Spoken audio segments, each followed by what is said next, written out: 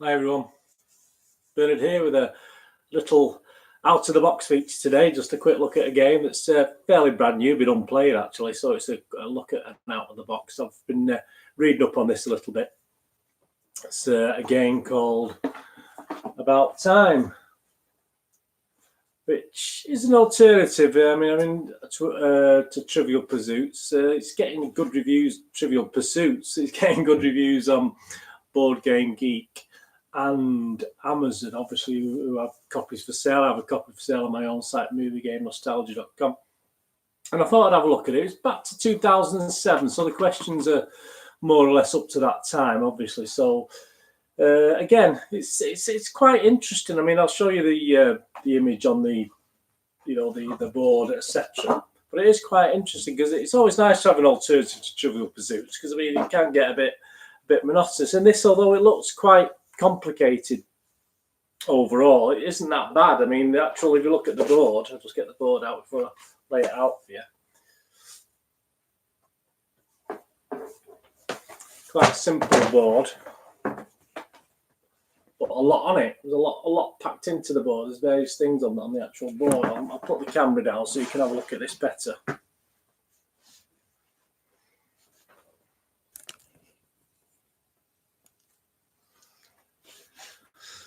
So there's your start grid there. You start for your characters. There's your things for your cards, a pot. So it's all about winning tokens, this game. And the actual winners of the game, you can play it as teams, you can play it as individuals. Obviously, it's probably recommended for 14 years plus. So, I mean, obviously, you've got to perhaps be a little bit older. Or obviously, you can play it in teams. The rule book is not overly massive, not overly complicated.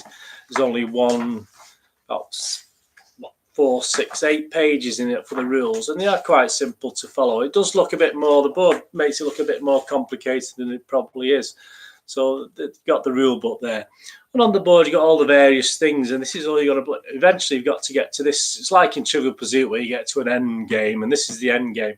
But even if you get the questions right and answer the questions right in the end game, doesn't mean you're going to win the game, because it's all about the pot. It's all about winning tokens. So it's actually winning tokens rather than getting to a certain point.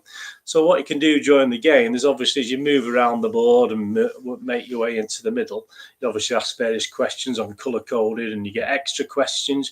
You've got sort of Highwayman squares as well, where you can nick tokens off other players. So you can actually, it's like you can bluff and play like a poker thing as well. So it adds a little bit more of an element than the straightforward Trivial Pursuit. So you can actually take tokens off other players, and you get options. It's a timer-based game, and you get options from the extra questions, but you get options for extra time as well. So, and then obviously there's little things with tokens on. You put tokens into the pot, and this builds up, and you come in more and more tokens as you're going through. I mean, each team's given a score sheet, which is a score sheet. And at the top of the score sheet, there's like little time things to give you hints. So, you know, when you ask the question, you might be able to get a hint by this, looking at this timeline. So even for younger players, you can still guess things. Isn't that the whole point of the game? And each team or each player gets a sheet of these. There's a few sheets there. This is brand, so obviously you may want to photocopy, or if you contact the firm Circa Circa who made this, you'll probably be able to get some more score sheets as well. So it's all on scores. These are your players. You've got different players, up to 8 players, which obviously will fit into a base. So you have bases. Obviously, these are pushed out. As you said, it's been unplayed this, so these push out and play into your bases. You can have up to 8 players, but obviously you can have more players. You can have more teams if you wanted, but obviously that's, you know, you're not going to have many more than that in the game here. Sets of questions. You've got 2 big sets of questions. This is a clever box. This is like a magnetic box that opens up to reveal questions when the cards are in. So obviously colour-coded with the colour-coded to the squares. So that tells you which question to ask. So they all open like that, and this lasts quite well. It's magnetic, so it does last. You know, as long as you're not overly physical with it, it will last a long time. Obviously, you get the classic questions.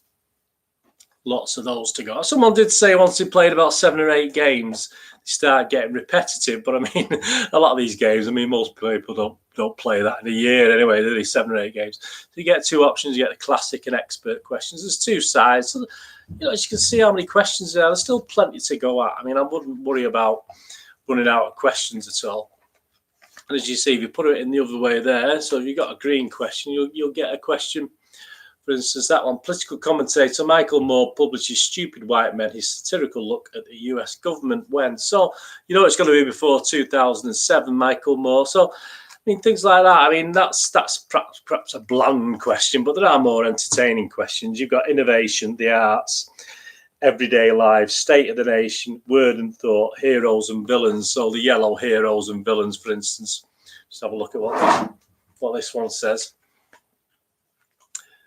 The Nobel Peace Prize is awarded to the United Nations and its Secretary General Kofi Annan when. So, I mean, there's questions like that. Let's have a look at the arts. Let's have a look at an arts question. The Fellowship of the Ring, there we go. The first of the film trilogy based on J.R.R. Tolkien's books opens when. So, obviously, that's basically the game. You answer the questions. You get joker cards. There's a joker card, so you can play joker cards at times during the thing, which allows you to do certain things that are written on the cards. Time cards, and they give you clues or digits. So the digit you can actually find out the near. So it was 1954. It actually narrows it something down to you into the 50s or into the year. So you can actually gain from that. You get little crib cards. These little crib cards that tell you mini rules. So they're not. It's not once you start playing on it. It's not too complicated. So it tells you what to do. So each team can have one of these and check what they need to do and what they need to do while they're playing the game. I mean, presentation-wise, it's absolutely superb. And obviously you get 6 lovely sharpened pencils for filling in the forms. There we go. We got the old timer. Nice black sand timer there. And, of course, a big chunky dice. I mean, that's, as you can see, it is a really good game. And I think it's a nice change from Trivial Pursuits. Rating wise, if you look at the ratings on Board Game Geek and Amazon, it's done really well. I think on Board Game Geek, I think 75% of people scored it 6 or more. So there's a bit of negativity about the blandness of it, but it's not for very young children. Obviously, they might get a little bit bored with some of the questions, but certainly for teenagers upwards, for a family, it's a great little game. Yeah. So Board Game Geek, 75% of the people give it 6 or more. On Amazon, obviously everything's falling down. On Amazon, 50% of the people, 60% of the people scored it 4 or 5 stars out of 5. So that's pretty good. So it's getting good ratings. As you can see from the layout, it's not, if someone sits down, checks out all the questions, etc., checks out all the rules and all that sort of thing, and then just follow it through. And as I say, it does look on first sight a little bit complicated, but as I say, the rule book's it's hardly so many pages in the rule book. And again, you can put your own little house rules in with it. You can alter it as well. But it's all about winning tokens, and as I say, it doesn't necessarily mean the person who gets to the middle and answers all the questions is going to win the game. It doesn't always work out like that. It's who's got the most tokens in the end. So, and you have to keep your tokens piled up in front of you so people can see what you've got. So they're not going to try and win the game until they've got enough tokens. And they've also obviously time limit. I mean, it does play. I mean, most people say at least 90 minutes. I think it'll depend on how many people are playing, etc. But again, you can have a time limit, and whoever wins, whoever's got the most tokens within a set time. So you want to play it for an hour, get it set up, play for an hour, and whoever's got, set a timer, set a watch, someone's alarm to go off, whoever's got the most tokens at that time wins the game. So I like it. I think it's great. I mean, I do like Trivial Pursuit games anyway, and quiz games, but to say it's 2007, so obviously it's you've got to have a knowledge up to there, and it goes obviously BC. So I mean, it goes back in time, obviously, and I think it's good fun. I think it's worth a look at. There's not a lot of information out there. It's on my moviegamenostalgia.com website anyway, so please check that out. And I've done a little review on the on my Twitter account. So if you check my blogs on moviegamenostalgia.com and on my Twitter, I've done a recent review of this game as well to give you a bit more idea and a bit more of the backstory to it as well. Anyway, I hope you enjoyed that. Thanks for watching this. Please push the old subscribe button down there. Push the bell notifications when you know these little reviews and out of the box things are coming about. As I say with the games, I either do a proper review or I do a thing like this where it's literally a newer game I've got that I just take out of the box and show you what we've got, and it gives you an idea of a feel for the game, doesn't it? Which I think it does with this one. It does. And it's just one I can't wait to play with my lot if I ever get a chance. You know, we're having a games night quite soon, so hopefully I'll be playing with my rabble. Please, any subscriptions are always great. Please push the subscribe button. Thumbs ups are always great. Thanks for joining me for this little out of the box today. Oh, sorry, Twitter at nostalgia_movie and on Facebook at Burgeoning with links to moviegamenostalgia.com for board games, posters, DVDs.